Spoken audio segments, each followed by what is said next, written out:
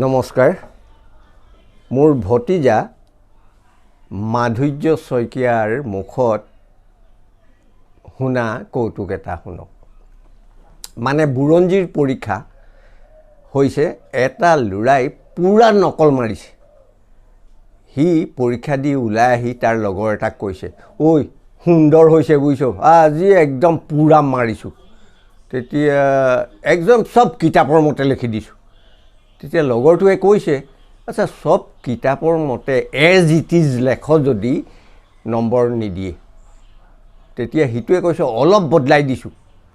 মানে এনেকুৱাবোৰ বদলাই দিছো যে সিপাহী বিদ্ৰোহ হৈছিল 1857 মই 1857 নাই লেখা মই 1757 লিখিছো ভাৰত স্বাধীন হৈছিল 1947 ত মই নাই লেখা নহয় মই 1547 লিখি দিছো মানে অলপ বদলাই দিছো এতিয়া দ্বিতীয়টো শুনক ডেকা লৰা তাই বয়সস্থ মানুহ এজনক সময়টো সুধিছে সময়টো কওকচোন মানুহজনে শুনিছে নকয় আকৌ সুধিছে সময়টো কওকচোন তেতিয়াও নকয় ওচৰতে এজন মানুহ আছিলে তেওঁ মানে কৈছে সময় সুধা মানুহজনক যে সময়টো সুধিছে আপুনি নকয় কেলে বোলে মই যদি তেওঁক সময়টো কওঁ ভদ্ৰতাৰ খাতিৰত তেওঁক নামটো সুধিব লাগিব আৰু যদি নামটো সুধো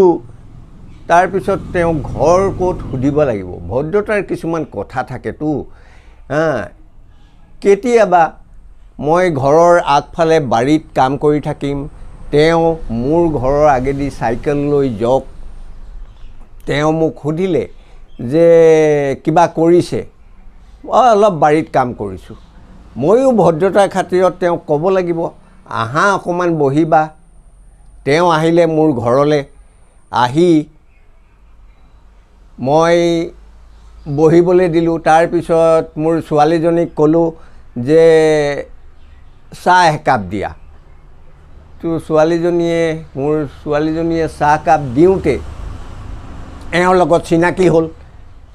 তাৰ পিছত ফোনৰ নাম্বাৰ ল'লে ইটোৱে হিটোৰ তাৰ পিছত ফোনত কথা পাতে তাৰ পিছত প্ৰেমত পৰিলে তাৰ পিছত ইটোৱে হিটোক বিয়া কৰিবলৈ লাগে মইতো কেতিয়াও এওঁক ছোৱালী নিদু কাৰণ এওঁৰ ঘড়ীয়েই নাই